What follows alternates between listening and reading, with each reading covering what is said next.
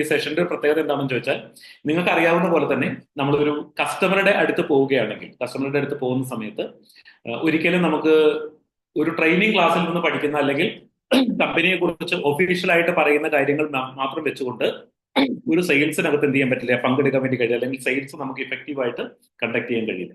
അതിന് നമ്മുടെ കയ്യിൽ വേറെ ഒരുപാട് കാര്യങ്ങൾ ഉണ്ടായിരിക്കണം. ആ കാര്യങ്ങൾ എന്ന് പറയുന്നത് ഇങ്ങനത്തെ സെഷൻസിലാണ് നമ്മൾ അത്തരം കാര്യങ്ങൾ പ്രൊവൈഡ് ചെയ്യുക.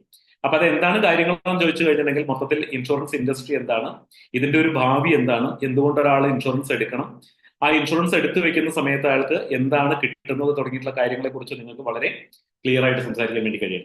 അപ്പോൾ അതിന് വേണ്ടിയിട്ടുള്ള കുറച്ച് കാര്യങ്ങളാണ്, ഒരു 10ഓളം കാര്യങ്ങളാണ് നമ്മൾ ഇതിനകത്ത് ഡിസ്കസ് ചെയ്യുന്നത്. ഒപ്പം പ്രാക്ടിക്കലി നിങ്ങൾക്ക് മനസ്സിലാക്കാവുന്ന, ആളുകൾക്ക് വളരെയധികം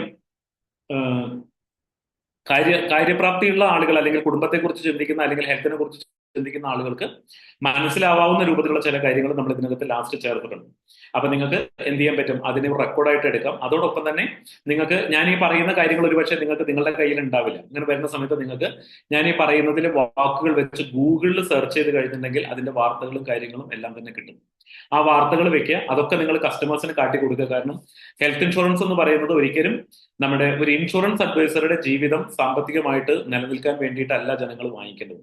ജനങ്ങൾ വാങ്ങിക്കേണ്ടത് അവരുടെ ഫാമിലിക്കും അവരുടെ ആരോഗ്യത്തിനും, അവരുടെ ഫാമിലിക്കും ഫാമിലിയുടെ ആരോഗ്യത്തിനും എന്തെങ്കിലും പ്രശ്നങ്ങൾ സംഭവിക്കുന്ന സമയത്ത് സമൂഹത്തിൽ മറ്റാരെയും, ഇപ്പൊ ഈവൻ കുടുംബത്തിൽ നിന്നോ അല്ലെങ്കിൽ അവരുടെ സമൂഹത്തിൽ നിന്നോ ആരെയും ഡിപ്പെൻഡ് ചെയ്യാതെ വളരെ ഭംഗിയായിട്ട് അവർക്ക് ഈ പറയുന്ന സാമ്പത്തിക പ്രതിസന്ധിയെ മറികടന്ന് പോവാൻ, അല്ലെങ്കിൽ സന്തോഷത്തോടു കൂടി അഭിമാനത്തോടു കൂടി മറികടന്ന് പോവാൻ ആവശ്യമായിട്ടുള്ള ഒരു സാമ്പത്തികമായിട്ടുള്ള സപ്പോർട്ടാണ് ഹെൽത്ത് ഇൻഷുറൻസ് എപ്പോഴും കൊടുക്കുന്നത്. അപ്പൊ അങ്ങനെ ഒരു സപ്പോർട്ട് നമുക്ക് ആവശ്യം വരുന്നതിന്റെ കാര്യം എന്താണ് എന്നുള്ളതിനെ കുറിച്ച് നമ്മൾ ഇതിന്റെ ലാസ്റ്റിൽ പറയുന്നുണ്ട്. എനിവേ, ഞാൻ ഈ ഒരു ഇൻട്രൊഡക്ഷൻ മാറിയിട്ട് നമ്മുടെ ഒരു സെഷനിലേക്ക് പോകാം. ഞാൻ എന്റെ പ്രസന്റേഷൻ ഷെയർ ചെയ്യാം, നിങ്ങളൊന്ന് കാണുക, ആവശ്യമായിട്ടുള്ള പോയിന്റ്സ് ഒന്ന് നോട്ട് ചെയ്തെടുക്കുക. 10 കാര്യങ്ങളാണ് നമ്മൾ ഇതിനകത്ത് പറയുന്നത്. 10 കാര്യങ്ങൾ. എന്താണ് ആരോഗ്യ ഇൻഷുറൻസിന്റെ പ്രസക്തി? ഇന്ന് നമ്മൾ ആരോഗ്യ ഇൻഷുറൻസ് വേണമെന്ന് പറയുന്നത്, അല്ലെങ്കിൽ അത് വളരാനുള്ള കാര്യം എന്താണ്? അപ്പൊ നിങ്ങളിൽ പലർക്കും തോന്നുന്നുണ്ടാവും, എന്തിനാ ഞാൻ ഇങ്ങനെ ഹെൽത്ത് ഇൻഷുറൻസിനെ വിശ്വസിക്കുന്നത്, അല്ലെങ്കിൽ ഹെൽത്ത് ഇൻഷുറൻസിനെ വിശ്വസിക്കാൻ പറ്റുമോ എന്നുള്ളൊരു ചോദ്യം നിങ്ങളുടെ മനസ്സിനകത്ത് വരുന്നുണ്ടാവും. ആ ചോദ്യത്തിന്റെ ഉത്തരങ്ങളാണ് നിങ്ങൾക്ക് ഇതിനകത്ത് കാണാൻ വേണ്ടി കഴിയുന്നത്. കാരണം ആരോഗ്യ ഇൻഷുറൻസ് വളരുന്നു എന്ന് പറയാൻ കാരണം എന്താണ്, അങ്ങനെ വളരുന്നുണ്ടെങ്കിൽ അതിന്റെ പിന്നിലെ കാരണങ്ങൾ എന്താണ്, അതോടൊപ്പം തന്നെ അത് ജനങ്ങളുടെ ജീവിതത്തിനകത്ത് ഉണ്ടാക്കുന്ന മാറ്റങ്ങൾ എന്താണ് തുടങ്ങിയിട്ടുള്ള കാര്യങ്ങളെ കുറിച്ചാണ് ഇത് പറയുന്നത്. ഒരു 10 പോയിന്റ്, വെറും 10 point. Potential of health insurance business in India. ഇന്ത്യയിൽ ആരോഗ്യ ഇൻഷുറൻസിന്റെ പ്രസക്തി എന്താണ്, അല്ലെങ്കിൽ അതിന്റെ ഒരു സാമ്പത്തികമായിട്ടുള്ള ശക്തി എന്താണ്, അതിനെ എങ്ങനെ നിങ്ങൾക്ക് വിശ്വസിക്കാൻ തുടങ്ങിയിട്ടുള്ള കാര്യങ്ങളെ കുറിച്ചാണ് ഇതിനകത്ത് ഡിസ്കസ് ചെയ്യുന്നത്. അപ്പൊ നമുക്ക് ഇതൊന്ന് നോക്കാം, എന്തൊക്കെയാണ് നമുക്ക് ഇതിനകത്ത് പറയാൻ വേണ്ടി കഴിയുക എന്നുള്ളത് നമുക്കൊന്ന് നോക്കാം. ഓക്കെ, അതിലെ ആദ്യത്തെ കാര്യങ്ങൾ, ആദ്യത്തെ സെക്ഷനിൽ നമ്മൾ കൈകാര്യം ചെയ്യുന്നത് ആരോഗ്യ ഇൻഷുറൻസ് എത്ര കണ്ട് ഇന്ത്യയിൽ പൊട്ടൻഷ്യൽ ആണ് എന്നുള്ള കാര്യമാണ് നമ്മൾ ഇതിനകത്ത് ഡിസ്കസ് ചെയ്യുന്നത്. ഓക്കെ, അപ്പൊ നമുക്ക് നോക്കാം ആദ്യത്തെ പോയിന്റ് എന്താണ്. ഇതില് എന്തുകൊണ്ടാണ് ആരോഗ്യ ഇൻഷുറൻസിന് ഇത്രയും കൂടുതൽ പൊട്ടൻഷ്യൽ ഉണ്ടെന്ന് പറയുന്നതിന്റെ കാരണം എന്താണ്, ഇത് ഭാവിയിൽ വളരെ വലിയ രൂപത്തിൽ വളരുമെന്ന് പറയുന്നതിന്റെ കാര്യമാണ്. ഇത് നിങ്ങളുടെ കോൺഫിഡൻസിന് വേണ്ടിയിട്ടാണ് നമ്മൾ ഈ ഒരു പാർട്ട് ഉപയോഗിക്കുന്നത്. അപ്പൊ നിങ്ങൾ മനസ്സിലാക്കേണ്ടത്, ലോങ് ടേമിൽ നിങ്ങൾക്ക് എങ്ങനെ ആരോഗ്യ ഇൻഷുറൻസിനെ വിശ്വസിക്കാം, ആരോഗ്യ ഇൻഷുറൻസ് ഇനി ഇന്ത്യയിൽ വളരുമോ, അല്ലെങ്കിൽ കുറെ ആൾക്കാർ എടുത്തു കഴിഞ്ഞില്ലേ ഇനിയിപ്പോ ഞാനിത് ചെയ്യുന്നതിന് കാര്യമുണ്ടോ തുടങ്ങിയുള്ള ചോദ്യങ്ങളുടെ ഉത്തരവാണ്. അപ്പൊ അതിൽ ആരോഗ്യ ഇൻഷുറൻസിന് ഇന്ത്യയിൽ പൊട്ടൻഷ്യൽ ഉണ്ടെന്ന് പറയുന്നതിന്റെ കാരണം എന്താണ്? ഏറ്റവും ആദ്യത്തെ കാര്യം എന്താണെന്നറിയോ? Growing awareness.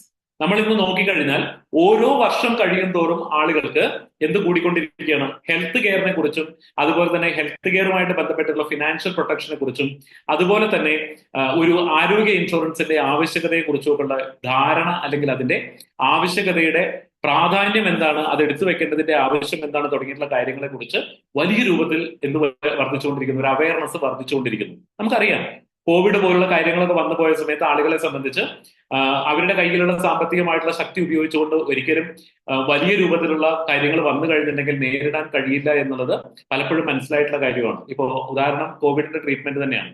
കോവിഡിന്റെ ട്രീറ്റ്മെന്റ് വെറും പാരസെറ്റമോൾ വെച്ച് ചെയ്തിട്ടുള്ള ആൾക്കാരുണ്ട്, പാരസെറ്റമോൾ മാത്രം കഴിച്ചിട്ട് കോവിഡ് മാറിയിട്ടുള്ള ആൾക്കാരുണ്ട്.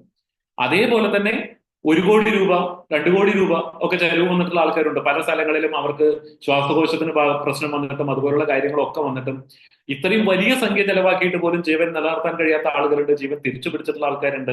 അപ്പോ ഒരു വളരെ ചെറിയ രൂപത്തിൽ നമ്മുടെ ജീവിതത്തിൽ ഒരു പാരസെറ്റമോൾ കഴിച്ചാൽ മാറുമെന്ന് പറയുന്ന ഒരു അസുഖത്തിനെ അതിന്റെ തീവ്രത കൂടിയിട്ട് ഇത്രയും വലിയ ട്രീറ്റ്മെന്റ് ഒക്കെ ആവശ്യം വരും. ഇതൊക്കെ ജനങ്ങളുടെ കണ്ണ് തുറപ്പിച്ച വലിയ കാര്യങ്ങളാണ്. അപ്പൊ ആഫ്റ്റർ കോവിഡ് എന്ന് പറഞ്ഞാൽ ആരോഗ്യ ഇൻഷുറൻസിന് ജനസംഖ്യയിൽ ഒന്നാം സ്ഥാനത്ത് നിൽക്കുന്ന ഇന്ത്യ പോലൊരു രാജ്യത്ത് വലിയ രൂപത്തിലുള്ള ഇമ്പോർട്ടൻസ് ഉണ്ടെന്ന് ജനങ്ങൾ മനസ്സിലാക്കിയ സമയമാണ്.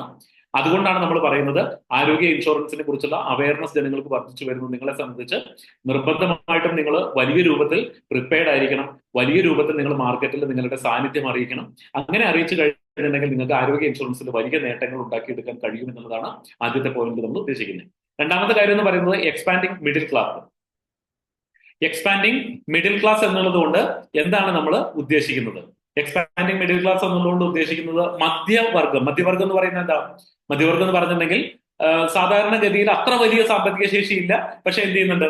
അവര് അധ്വാനിക്കുന്നു, പണം കണ്ടെത്തുന്നു. നമ്മൾ ഒരു സമൂഹത്തിനെ കുറിച്ച് പറയുകയാണെന്നുണ്ടെങ്കിൽ ഒരു 60% മുകളിൽ വരുന്നത് മധ്യവർഗമാണ്. മധ്യവർഗം എന്ന് പറഞ്ഞാൽ സാധാരണ ഒരു ജോലിക്കാരായിട്ട് നിൽക്കുന്ന ആളുകൾ, ഒരു കമ്പനിയിൽ വർക്ക് ചെയ്യുന്ന ആള്, അങ്ങനെ ഒരു ഒരു ആവറേജ് ഇൻകത്തിൽ പോയിക്കൊണ്ടിരിക്കുന്ന പക്ഷെ എന്നാൽ ബുദ്ധിമുട്ടില്ലാതെ ജീവിച്ചുകൊണ്ടിരിക്കുന്ന ആളുകളെയാണ് നമ്മൾ എന്തായിട്ട് പറയാ, ഇതിൽ പറയുന്ന നമ്മുടെ മറ്റേ മിഡിൽ ക്ലാസ് എന്നുള്ള സംഭവം കൊണ്ട് നമ്മൾ ഉദ്ദേശിക്കുന്നത് അതാണ്. ഈ മിഡിൽ ക്ലാസിന്റെ വളർച്ച എന്ന് പറയുന്നത് വളരെ പ്രധാനപ്പെട്ട പോസിറ്റീവായിട്ടൊരു സൈനാണ്. ആളുകളെ സംബന്ധിച്ച് ഇപ്പൊ നിങ്ങൾ നോക്കിക്കോളൂ, ഒരു സാധാരണ ഒരു പയ്യൻ അല്ലെങ്കിൽ ഒരു കുട്ടി എന്ത് ചെയ്യുന്നു? ഒരു ഡിഗ്രി കഴിഞ്ഞതിന് ശേഷം അയാളൊരു ജോലിക്ക് കയറുകയാണ്. അയാളൊരു ജോലിക്ക് കയറുമ്പോൾ ഒരു 5 കൊല്ലം മുമ്പ്, അല്ലെങ്കിൽ ഒരു 10 കൊല്ലം മുമ്പ്, 15 കൊല്ലം മുമ്പ് കിട്ടിയിരുന്നത് ഒരു 10,000 രൂപ 15,000 രൂപയ്ക്ക് വലിയ സാലറി ആയിട്ട് കണക്കാക്കപ്പെട്ടിരുന്നെങ്കിൽ ഇന്നിപ്പോൾ MBA കഴിഞ്ഞിട്ടോ എഞ്ചിനീയറിംഗ് കഴിഞ്ഞിട്ടോ ഒരു കുട്ടി സ്റ്റാർട്ട് ചെയ്യുന്നത് തന്നെ 25,000 രൂപയിലാണ്. അവര് 25,000 രൂപ 30,000 രൂപ 40,000 രൂപയിലൊക്കെ സ്റ്റാർട്ട് ചെയ്യുന്ന ആൾക്കാരുണ്ട്. അങ്ങനെ സ്റ്റാർട്ട് ചെയ്ത് കഴിഞ്ഞിട്ടുണ്ടെങ്കിൽ അവരെന്ത് ചെയ്യുന്നു? അവര് ഒരു 10 കൊല്ലം കൊണ്ടോ 15 കൊല്ലം കൊണ്ടോ ഒരു 75,000 80,000 1 ലക്ഷം 1.25 ലക്ഷം ഒക്കെ സാലറി കിട്ടുന്ന രൂപത്തിൽ അവരുടെ ഹാർഡ് വർക്കിനനുസരിച്ച് എന്ത് ചെയ്യുന്നു? വളർന്നു വരുന്നു. അവരൊരു വാഹനം വാങ്ങിക്കുന്നു, ഒരു വീട് വാങ്ങിക്കുന്നു. അപ്പൊ ഇതാണ് ഒരു മിഡിൽ ക്ലാസ് ഫാമിലി എന്നുള്ളത് നമ്മൾ ഉദ്ദേശിക്കുന്ന ഇതാണ്. ഇത്തരത്തിലുള്ള ആളുകളെ സംബന്ധിച്ച് നമ്മൾ ആരോഗ്യ സംബന്ധമായിട്ടുള്ള കാര്യങ്ങൾ അല്ലെങ്കിൽ അതിന്റെ ക്രൈസിസിനെ കുറിച്ചും അതിന്റെ ഒരു വലിയ രൂപത്തിലുള്ള ഇമ്പാക്ട്, ജീവിതത്തിൽ ഉണ്ടാക്കുന്ന സാമ്പത്തികമായിട്ടുള്ള ഇമ്പാക്ടിനെ കുറിച്ചൊക്കെ നമ്മൾ സംസാരിച്ചു കഴിഞ്ഞിട്ടുണ്ടെങ്കിൽ അവർക്കത് മനസ്സിലാവും. അപ്പോൾ ഒരു മിഡിൽ ക്ലാസ് ഫാമിലി വളർന്നു വരുന്നത് എന്നുള്ളത് തീർച്ചയായിട്ടും നമ്മളെ സംബന്ധിച്ച് ആശാവഹമായിട്ടുള്ള ഒരു കാര്യമാണ്. അതിൽ തന്നെ ഒരു ഒരു ഒരു നിശ്ചിത ശതമാനം എന്ത് ചെയ്യുന്നുണ്ട്? വളരെ പെട്ടെന്ന് തന്നെ റിച്ച് ആയിട്ടുള്ള രൂപത്തിലേക്ക് മാറുകയും ചെയ്യുന്നുണ്ട്. അപ്പോൾ വലിയ രൂപത്തിൽ 40 ലക്ഷം 50 ലക്ഷം 60 ലക്ഷം ഒക്കെ വരുന്ന കാറുകൾ എടുക്കുന്നു, വലിയ വീടുകൾ വെക്കുന്നു. അവര് ബിസിനസ്സിനകത്ത് വളരെ ഇന്നോവേറ്റീവ് ആയിട്ടുള്ള ഐഡിയാസ് വഴി വന്നിട്ട് റിച്ച് ആയിട്ട് മാറുന്നത് നമ്മൾ വളരെ പെട്ടെന്ന് തന്നെ റിച്ച് ആയിട്ട് മാറുന്നത് നമ്മൾ കണ്ടുകൊണ്ടിരിക്കുന്നുണ്ട്. അങ്ങനെ വരുമ്പോൾ അതിന്റെ പ്രത്യേകത എന്താണെന്ന് ചോദിച്ചാൽ നിങ്ങളെ സംബന്ധിച്ച് നിങ്ങൾക്ക് അൺലിമിറ്റഡ് സം ഇൻഷുർഡുള്ള പോളിസികൾ, അതുപോലെ തന്നെ 5 ഇയറിലേക്ക് വരുന്ന LTP പോലുള്ള പോളിസികൾ, ഇത്തരം കാര്യങ്ങളൊക്കെ തന്നെ നിങ്ങൾക്ക് എന്ത് ചെയ്യാൻ പറ്റും? അവർക്ക് മാർക്കറ്റ് ചെയ്യാൻ പറ്റും, അല്ലെങ്കിൽ അവർക്കത് കൊടുക്കാൻ പറ്റും. അവർക്ക് ഈ പറയുന്ന കാര്യങ്ങൾ മനസ്സിലാവുകയും അവര് ആരോഗ്യമുള്ള ഒരു ജീവിതം സ്വപ്നം കാണുന്നു എന്നുള്ളൊരു കാരണം കൊണ്ട് തന്നെ അവർ ഇത്തരത്തിലുള്ള കാര്യങ്ങൾ എടുത്തു വെക്കുന്നതിന്, അവരുടെ ജീവിതം സുരക്ഷിതമാക്കുന്നതിന് അവരെപ്പോഴും മുൻകൈ എടുക്കും. അതാണ് മിഡിൽ ക്ലാസിന്റെ വളർച്ച എന്ന് പറയുന്ന ഒരു പോസിറ്റീവായിട്ടുള്ള കാര്യമാണ്, അതൊരു പൊട്ടൻഷ്യലാണ് എന്നുള്ളത് നമ്മൾ പറയുന്നത്. അതുപോലെ ലോ പെനട്രേഷൻ. പെനട്രേഷൻ എന്ന് പറയുന്നത് എന്താ? കൺവേർട്ട് ചെയ്യാം. അതായത് 35-40% മാത്രമാണ് എന്ത് ചെയ്യുന്നത്? ഈ ഒരു എല്ലാം കൂടി എടുത്താലും എന്ന് പറഞ്ഞാലും നമ്മൾ എന്താ പറയാ, ഇപ്പൊ റെയിൽവേയിൽ നമ്മളൊന്ന് യാത്ര ചെയ്യുകയാണെന്നുണ്ടെങ്കിൽ നമുക്ക് എന്ത് ചെയ്യാൻ പറ്റും? ഒരു വളരെ ചെറിയ പ്രീമിയം കൊടുത്തുകൊണ്ട് നമുക്ക് അവിടെ ഒരു ഇൻഷുറൻസിന്റെ പോളിസി എടുക്കാം. നമ്മുടെ ട്രാവൽ പ്രൊട്ടക്ട് ചെയ്യാൻ വേണ്ടി നമ്മൾ കയറുന്ന സമയം തൊട്ട് ട്രെയിൻ ഓടി നമ്മൾ ഇറങ്ങുന്ന സമയം വരെയുള്ള സ്ഥലത്തേക്ക്. അപ്പൊ ഇതൊക്കെ വളരെ ചെറിയ, അങ്ങനെയുള്ള എല്ലാ കാര്യങ്ങളും കൂടി നമ്മൾ കൂട്ടിയിട്ടൊക്കെ എടുത്ത് നോക്കിക്കഴിഞ്ഞാൽ 35-40% വരെയാണ് ഇത്തരത്തിലുള്ള പ്രൊട്ടക്ഷന്റെ ഉള്ളിലേക്ക് ആളുകൾ പോകുന്നത്. അപ്പൊ അത് വെച്ച് നോക്കിക്കഴിഞ്ഞാൽ അപ്പോൾ പ്രോപ്പർ ആയിട്ടുള്ള പ്രൊട്ടക്ഷൻ എത്ര പേർക്ക് ഉണ്ടായിരിക്കും? വളരെ കുറച്ച് ആളുകൾക്ക് മാത്രം. ഇപ്പൊ കേരളത്തിലെ മാത്രം കാര്യം നമ്മൾ പറയുകയാണെങ്കിൽ 3.5 കോടി ആളുകളിൽ സ്റ്റാർ ഹെൽത്ത്, അതുപോലെ തന്നെ ബാക്കിയുള്ള 84% സ്റ്റാർ ഹെൽത്ത് കവർ ചെയ്യുന്നുണ്ട്, മാർക്കറ്റ് കവർ ചെയ്യുന്നുണ്ട്. അപ്പൊ ഈ 84% കഴിഞ്ഞ് ബാക്കി 100%ത്തിലേക്ക് നമ്മൾ നോക്കുന്ന സമയത്ത് എല്ലാവരും കൂടി നോക്കിക്കഴിഞ്ഞാലും ഒരു 25 ലക്ഷം അല്ലെങ്കിൽ ഒരു 24-25 ലക്ഷത്തിന്റെ ഇടയിലാണ് കേരളത്തിൽ ആകെ ഹെൽത്ത് ഇൻഷുറൻസിനകത്ത് കവറേജ് കിട്ടിയിട്ടുള്ളത്. 3.5 കോടി ആളുകളിൽ 25 ലക്ഷം ആളുകൾ മാത്രം കവർ ചെയ്യപ്പെട്ടാൽ ബാക്കി വരുന്ന 3.25 കോടി ആളുകൾ എന്ന് പറയുന്ന വളരെ പൊട്ടൻഷ്യൽ ആയിട്ടൊരു മാർക്കറ്റായിട്ടാണ് നിൽക്കുന്നത്. അപ്പോൾ അങ്ങനെ വരുമ്പോൾ അവിടെയും നിങ്ങൾക്ക് എന്ത് ചെയ്യാൻ പറ്റും? ഈ ഒരു ആരോഗ്യ ഇൻഷുറൻസ് പോളിസി വെച്ചുകൊണ്ട് വലിയ രൂപത്തിൽ വളരാൻ കഴിയും എന്നുള്ളത് പ്രധാനപ്പെട്ട ഒരു പോയിന്റ് ആണ്. നിങ്ങൾ ചിന്തിക്കേണ്ടതാണ്. ആ പറയുന്ന സ്ഥലത്തേക്ക് നിങ്ങൾക്ക് എൻ്റർ ചെയ്യാൻ വേണ്ടി കഴിയണം. അല്ലെങ്കിൽ ഞാൻ പറയുന്ന ഒരു കാര്യം എന്താണെന്ന് ചോദിച്ചാൽ, ഇതിനകത്ത് ഒരു തോട്ട് പ്രൊവോക്ക് ചെയ്യുക എന്നുള്ളത് മാത്രമല്ല, നിങ്ങളുടെ ആക്ഷനും കൂടി എന്ത് ചെയ്യണം? കോൾ ചെയ്യണം. അങ്ങനെ ആക്ഷൻ കോൾ ചെയ്യുന്ന സമയത്ത് അത് എന്താ ചെയ്യേണ്ടതെന്ന് ചോദിച്ചു കഴിഞ്ഞാൽ, നിങ്ങളുടെ ഭാഗത്തു നിന്നും ഫിൽട്രേഷനോ കാര്യങ്ങളോ ഒന്നും തന്നെ ഇല്ലാതെ നിങ്ങളുടെ മുന്നിൽ വരുന്ന ആളുകളെ മുഴുവൻ തന്നെ ഒരു ആരോഗ്യ ഇൻഷുറൻസിനുള്ള കസ്റ്റമറായി കണ്ടുകൊണ്ട് അവരോട് സംസാരിക്കണം. എങ്ങനെ സംസാരിക്കണം? സാർ പോളിസി എടുത്തിട്ടുണ്ടോ? ഉണ്ടെങ്കിൽ തന്നെ എത്രയാണ് സം ഇൻഷുർ എടുത്തുള്ളത്? കാരണം നിങ്ങൾക്ക് അറിയാം, നമ്മുടെ എല്ലാ സെഷനകത്തും നമ്മൾ എല്ലാ ട്രെയിനേഴ്സും പറയുന്ന കാര്യമാണ്, 3 രൂപത്തിൽ നമുക്ക് ഇൻഷുറൻസ് എടുക്കാം. എന്ത് ചെയ്യാൻ പറ്റും? അണ്ടർ ഇൻഷുറൻസ് എടുക്കാൻ പറ്റും, പ്രോപ്പർ ഇൻഷുറൻസ് എടുക്കാൻ പറ്റും, അതുപോലെ തന്നെ നമുക്ക് ഓവർ ഇൻഷുറൻസ് എടുക്കാൻ പറ്റും. ഓവർ ഇൻഷുറൻസിനെ കുറിച്ച് ചിന്തിക്കാത്ത ഒരു സ്ഥലത്ത് ഓവർ ഇൻഷുറൻസിനെ കുറിച്ച് സംസാരിക്കുന്നതിൽ കാര്യമില്ല. അതെന്തെങ്കിലും ഉദ്ദേശം മനസ്സിൽ വെച്ചുകൊണ്ട് ചെയ്യുന്നു എന്നുള്ളത് മാത്രമേ ഉള്ളൂ. പക്ഷേ ഈ അണ്ടർ ഇൻഷുറൻസ് എന്ന് പറയുന്നത് നമുക്ക് ഒരുപാട് കാണാൻ പറ്റും. കാരണം ഒരാളുടെ പൊട്ടൻഷ്യൽ ഒരു 25 ലക്ഷം രൂപയുടെ പോളിസി എടുക്കാൻ കഴിയുന്നതാണ് അയാളുടെ സാമ്പത്തികമായിട്ടുള്ള ശക്തിയെങ്കിൽ അയാൾ എന്ത് ചെയ്യുക, അയാൾ ഒരു 5 ലക്ഷത്തിലേക്ക് പോവുക, അല്ലെങ്കിൽ എനിക്ക് ഏറ്റവും കുറഞ്ഞത് മതി എന്ന് പറഞ്ഞ ചെറിയ രൂപത്തിൽ. അപ്പൊ അവിടെ നമ്മൾ കൃത്യമായിട്ടൊരു കൗൺസിലിംഗ് നടത്തുകയാണെങ്കിൽ കൃത്യമായിട്ട് കസ്റ്റമർക്ക് ഇത് എന്തുകൊണ്ടാണ് നിങ്ങൾക്ക് അനുയോജ്യമായിട്ടുള്ള സം ഇൻഷുർഡ് എടുത്തു വെക്കണമെന്ന് പറയുന്നത് എന്നുള്ളതിനെ കുറിച്ച് കൃത്യമായിട്ട് നമ്മൾ സംസാരിക്കുകയാണെങ്കിൽ ആളുകൾക്ക് അത് പർച്ചേസ് ചെയ്യാനുള്ള കഴിവുണ്ട്, നമുക്കത് കൺവേർട്ട് ചെയ്തെടുക്കാൻ പറ്റും. ഇതും മാർക്കറ്റിലെ വലിയൊരു സാധ്യതയാണ്. ഈ ഒരു വലിയ സാധ്യത നിങ്ങൾക്ക് ഉപയോഗിക്കാൻ വേണ്ടിയിട്ട് കഴിയണം. അതോടൊപ്പം തന്നെ അടുത്ത പോയിന്റിലേക്ക് നമ്മൾ പോയി കഴിഞ്ഞിട്ടുണ്ടെങ്കിൽ പ്രധാനമായിട്ടും ഇന്ന് ഇതിനെ സപ്പോർട്ട് ചെയ്യുന്ന രൂപത്തിൽ ഗവൺമെന്റിന്റെ ഇനീഷ്യേറ്റീവ്സ് വലിയ രൂപത്തിൽ വരുന്നുണ്ട്. ഇപ്പൊ സെൻട്രൽ ഗവൺമെന്റിന്റെ ഭാഗത്തു നിന്ന് വരുന്ന ആയുഷ്മാൻ ഭാരത്, സ്റ്റേറ്റ് ഗവൺമെന്റ് അതുപോലെ തന്നെ നടത്തുന്ന ഒരുപാട് തരത്തിലുള്ള സാധാരണക്കാർക്ക് വേണ്ടിയിട്ടും അതുപോലെ തന്നെ ഗവൺമെന്റ് ഉദ്യോഗസ്ഥർക്ക് വേണ്ടിയിട്ടും ഒക്കെ ചെയ്യുന്ന നിരവധി ഇൻഷുറൻസുമായിട്ട് ബന്ധപ്പെട്ടിട്ടുള്ള ഒരുപാട് കാര്യങ്ങളുണ്ട്. ഈ ഇൻഷുറൻസുമായിട്ട് ബന്ധപ്പെട്ട കാര്യങ്ങൾ എന്തുകൊണ്ടാണ് ഗവൺമെന്റുകൾ മുൻകൈ എടുത്ത് ചെയ്യുന്നതെന്ന് ചോദിച്ചാൽ, ഉദാഹരണത്തിന് ചിസ് എന്ന് പറയുന്ന ഒരു സംഭവമാണ്. ഒരു 30 രൂപ അല്ലെങ്കിൽ 40 രൂപ അല്ലെങ്കിൽ 50 രൂപ ഒരു പ്രീമിയം അടയ്ക്കുന്ന 30,000 അല്ലെങ്കിൽ 35,000 ഒരു കവറേജ് അവർക്ക് കിട്ടുന്നു. ഇത് നമ്മൾ പലപ്പോഴും നമ്മുടെ അഡ്വൈസേഴ്സ് പറയുന്നത് കേട്ടിട്ടുണ്ട്, അയ്യോ സാറേ അത് വന്നു, ഇനി ഒന്നും ചെയ്യാൻ വേണ്ടി പറ്റില്ല, കാരണം എന്താണെന്ന് വെച്ചാൽ ആളുകളൊക്കെ അതിന്റെ പിറകെ പോകും. പക്ഷെ അങ്ങനെയല്ല അതിന്റെ കാര്യം. അത് എന്തുകൊണ്ടാണ് ഗവൺമെന്റ് ചെയ്യുന്നതെന്ന് ചോദിച്ചു കഴിഞ്ഞാൽ അതിന്റെ പിന്നിൽ പ്രത്യേക കാര്യമുണ്ട്. ആ കാര്യം എന്ന് പറയുന്നത്, ഇൻഷുറൻസ് എന്താണ്, അയാൾ അടച്ചിട്ടുള്ളത് ആകെ 45 രൂപയാണ് അല്ലെങ്കിൽ 50 രൂപയാണ്.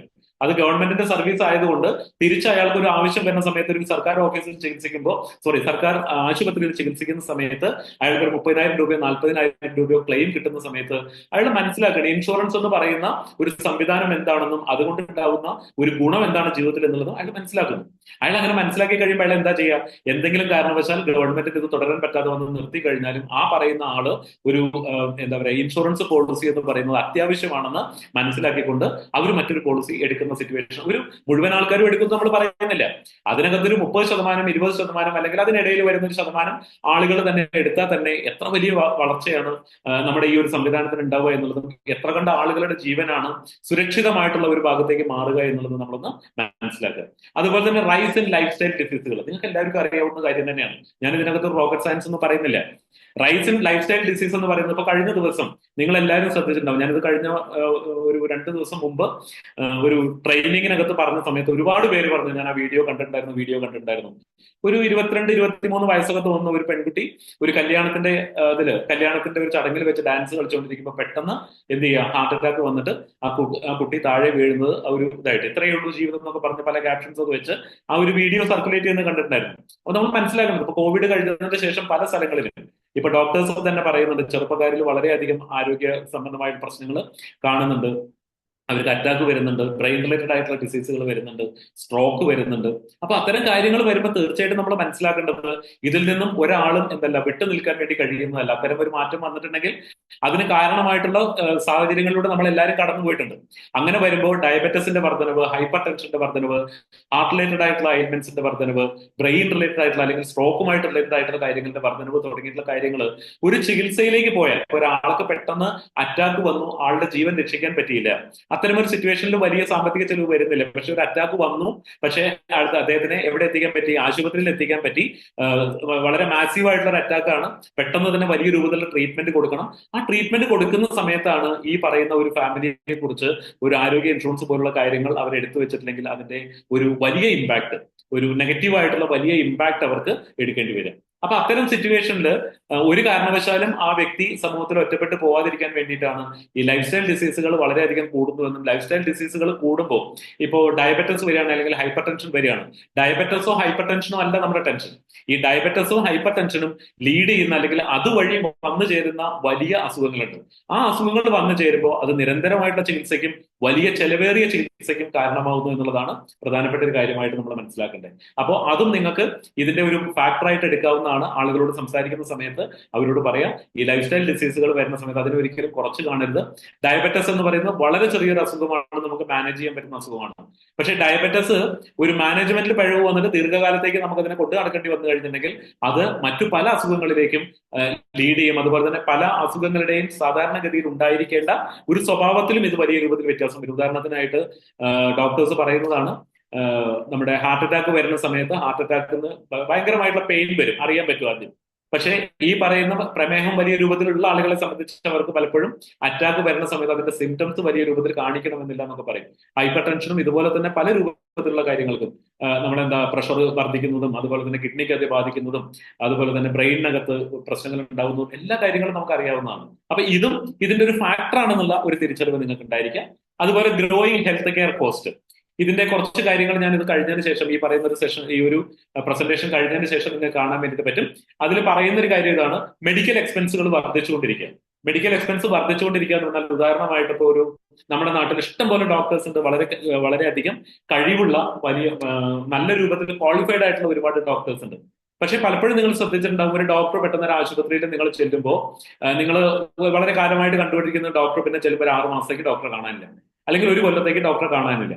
അപ്പൊ നിങ്ങൾ അന്വേഷിച്ചപ്പോൾ ഞാൻ ഡോക്ടർ പഠിക്കാൻ വേണ്ടിയിട്ട് പോയതാണ്.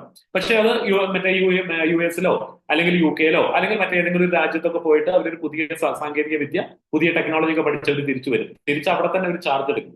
പക്ഷേ ആദ്യം കണ്ടിരുന്ന സമയത്ത് നമ്മൾ കൊടുത്തിരുന്ന ഒരു 500 രൂപയാണ് അവർക്കൊരു എന്താ പറയുക ഡോക്ടറുടെ കൺസൾട്ടേഷൻ ഫീ ഉണ്ടായിരുന്നതെങ്കിൽ ഇത് കഴിഞ്ഞ് വരുന്നതോടുകൂടി ഡോക്ടർക്ക് 1000 രൂപയോ 1200 രൂപയോ അല്ലെങ്കിൽ 1500 രൂപയൊക്കെ മാറുന്നത് നമുക്ക് കാണാൻ പറ്റും. അതോടൊപ്പം തന്നെ മെഡിസിൻസ്, നമ്മൾ മുൻപ് ഉപയോഗിച്ചിരുന്ന പല മെഡിസിൻസ് മാർക്കറ്റിൽ നിന്ന് അപ്രത്യക്ഷമാവുന്നു, പുതിയ മെഡിസിൻസ് വരുന്നു. ആ മെഡിസിൻസിന്റെ കോസ്റ്റ് എന്ന് പറയുന്നത് കൂടുതൽ സേഫ് ആണ്, കൂടുതൽ ഇഫക്റ്റീവ് ആണ് എന്നുള്ള കാരണങ്ങളൊക്കെ തന്നെ അതിന്റെ പിറകിൽ ഉണ്ടായിരിക്കാം. പക്ഷെ അങ്ങനെയാണെങ്കിൽ പോലും അത്തരം കാര്യങ്ങൾക്ക് പോലും എന്ത് ചെയ്യുന്നു, എക്സ്പെൻസ് വർദ്ധിച്ചു വരുന്നു. അതുപോലെ സർജറികൾക്ക് എക്സ്പെൻസ് വർദ്ധിച്ചു വരുന്നു. നിങ്ങൾ താമസിക്കുന്ന സ്ഥലത്തിനനുസരിച്ച് ട്രീറ്റ്മെന്റിന്റെ കോസ്റ്റിൽ വ്യത്യാസം വരുന്നു. അങ്ങനെ അത്തരത്തിലുള്ള കാര്യങ്ങളിലേക്ക് പോകുന്ന സമയത്ത് ഹെൽത്ത് കെയറിന്റെ കോസ്റ്റിൽ വരുന്ന വർധനവ് എന്ന് പറയുന്നത് വളരെ പ്രധാനപ്പെട്ട കൺസേണുകളിൽ ഒന്നാണ്. അതും ആരോഗ്യ ഇൻഷുറൻസിന്റെ വളർച്ചയ്ക്ക് അല്ലെങ്കിൽ ആരോഗ്യ ഇൻഷുറൻസ് ജനങ്ങളെ പറഞ്ഞ് മനസ്സിലാക്കുന്നതിനും ആ ഒരു സംവിധാനത്തിലേക്ക് അവരെ ഇൻവൈറ്റ് ചെയ്യുന്നതിനും പറ്റിയ ഏറ്റവും പ്രധാനപ്പെട്ട പോയിന്റുകളിൽ ഒന്നാണ്. അതിനെക്കുറിച്ചും കൃത്യമായിട്ടൊരു ധാരണ നിങ്ങൾക്ക് ഉണ്ടായിരിക്കേണ്ടത് ആവശ്യമാണ്. അതോടൊപ്പം തന്നെ ഡിജിറ്റൽ ട്രാൻസ്ഫോർമേഷൻ എന്ന് പറയുന്നത്, ഇപ്പോ നമ്മൾ പറഞ്ഞില്ലേ, പേയ്മെന്റ് പോലുള്ള കാര്യങ്ങൾ വരുന്ന സമയത്ത് പേയ്മെന്റ്, ഗൂഗിൾ പേ അതുപോലുള്ള കാര്യങ്ങളിലേക്ക് ഒക്കെ നമ്മൾ പോയപ്പോ പല തരത്തിലുള്ള ഡിജിറ്റൽ പ്ലാറ്റ്ഫോമിലുള്ള പേയ്മെന്റുകൾ ഇന്ന് നമുക്ക് വളരെയധികം ഫെമിലിയർ ആയി. അതോടുകൂടി ഇപ്പൊ ഞാൻ സാധാരണ ട്രെയിനിങ് എടുക്കുന്ന സമയത്ത്, ക്ലാസ് റൂം ട്രെയിനിങ് ആണെങ്കിൽ ഞാൻ ചോദിക്കാറുണ്ട്, പോക്കറ്റില് എന്താ പറയാ പേഴ്സിനകത്ത് ഒരു 500 രൂപ തികച്ചെടുക്കാനുള്ള എത്ര പേരുണ്ട്? ഇപ്പൊ ഒരു 5 കൊല്ലം മുമ്പാണെങ്കിലോ അല്ലെങ്കിൽ 10 കൊല്ലം മുമ്പാണെങ്കിലോ നമ്മൾ പോകുന്ന സമയത്ത് ഒരു സ്ഥലത്തേക്ക് പോകുമ്പോൾ തീർച്ചയായിട്ടും കയ്യിൽ കുറച്ച് കാശ് നമ്മൾ കരുതും, അല്ലെ? ഈ കയ്യിൽ കുറച്ച് കാശ് നമ്മൾ കരുതുന്ന രീതിയിൽ അല്ലെങ്കിൽ ആ പറയുന്ന സംഭവത്തിന് വലിയ വ്യത്യാസം വന്നു. ഈവൻ പേഴ്സ് ഇല്ലെങ്കിൽ നമ്മുടെ പോക്കറ്റിനകത്ത് ഫോൺ ഉണ്ടെങ്കിൽ എന്ത് ചെയ്യാൻ പറ്റും? ഈ പറഞ്ഞ കാര്യങ്ങൾ മുഴുവൻ നമുക്കൊരു എക്സ്പെൻസ് വരികയാണെങ്കിൽ അതൊക്കെ തന്നെ നമുക്ക് എന്ത് ചെയ്യാം? ഈ ഫോൺ വെച്ച് ഡീൽ ചെയ്യാവുന്ന രൂപത്തിൽ ഡിജിറ്റലൈസേഷൻ ആണ്. അപ്പൊ ആ ഡിജിറ്റലൈസേഷൻ വരുന്ന സമയത്ത് ആ പറയുന്ന സൗകര്യങ്ങൾ, അല്ലെങ്കിൽ ഇന്നിപ്പോ നമ്മൾ വിപണിയിൽ പല കാര്യങ്ങളും നോക്കിക്കഴിഞ്ഞാലും ആ വിപണിയിൽ വരുന്ന പല കാര്യങ്ങളും നമ്മൾ എടുക്കുന്നത്, അല്ലെങ്കിൽ വിപണിയിൽ വരുന്ന പല കാര്യങ്ങളും ഇന്ന് നമുക്ക് ഡിജിറ്റൽ ആയിട്ട് നമുക്ക് സേവനങ്ങൾ കിട്ടി തുടങ്ങി. ഉദാഹരണത്തിന് ഇപ്പൊ നിങ്ങൾ ഓരോരുത്തരും തന്നെ ഇപ്പൊ ഇതിനകത്ത് 500 അഡ്വൈസർ സുഹൃത്തുക്കൾ ജോയിൻ ചെയ്തിട്ടുണ്ട്. നമുക്ക് പലപ്പോഴും കാണാൻ പറ്റും 11 മണിക്ക് ബിസിനസ് ലോഗിൻ ചെയ്യുന്നത്, 1 മണിക്ക് ബിസിനസ് ലോഗിൻ ചെയ്യുന്നത്, 12 മണിക്ക് ബിസിനസ് ലോഗിൻ ചെയ്യുന്നത്, രാവിലെ 3 മണിക്ക് ബിസിനസ് ലോഗിൻ ചെയ്യുന്നത്. എന്താ സംഭവിക്കുന്നത്?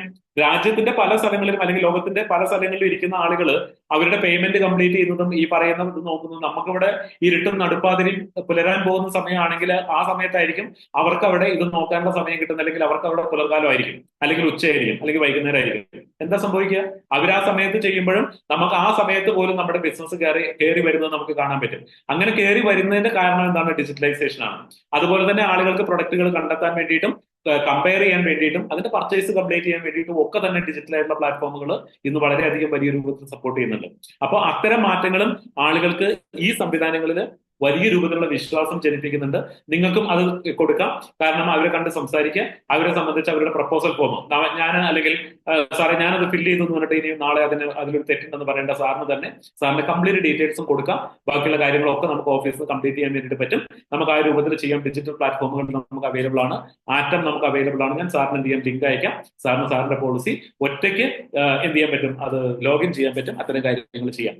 എന്ന് പറയുമ്പോൾ ഇതൊക്കെ ഡിജിറ്റൽ ട്രാൻസ്ഫോർമേഷൻ ആണ്. ഈ ഡിജിറ്റൽ ട്രാൻസ്ഫോർമേഷൻ ഇത്രയും കൂടുതൽ വന്ന സമയത്താണ് സെയിലിനകത്ത് ഇത്രയും വലിയ വർധനവ്. അതുപോലെ തന്നെ നിങ്ങളെ സംബന്ധിച്ച് ആളുകളെ ഡിജിറ്റലി കണക്ട് ചെയ്യാൻ വേണ്ടിയിട്ട് പറ്റും. ഡിജിറ്റലി കണക്ട് ചെയ്യുന്ന എങ്ങനെ? ഇപ്പൊ ഞാൻ എങ്ങനെയാണ് 500 പേരോട് സംസാരിച്ചുകൊണ്ടിരിക്കുന്നത്? ഞാൻ എറണാകുളത്ത് വന്നിട്ട് 500 പേരോട് സംസാരിക്കുകയാണെങ്കിൽ എത്ര വലിയ സംവിധാനങ്ങൾ ഉണ്ടാക്കണം? തിരുവനന്തപുരത്ത് എത്ര വലിയ സംവിധാനങ്ങൾ ഉണ്ടാക്കണം?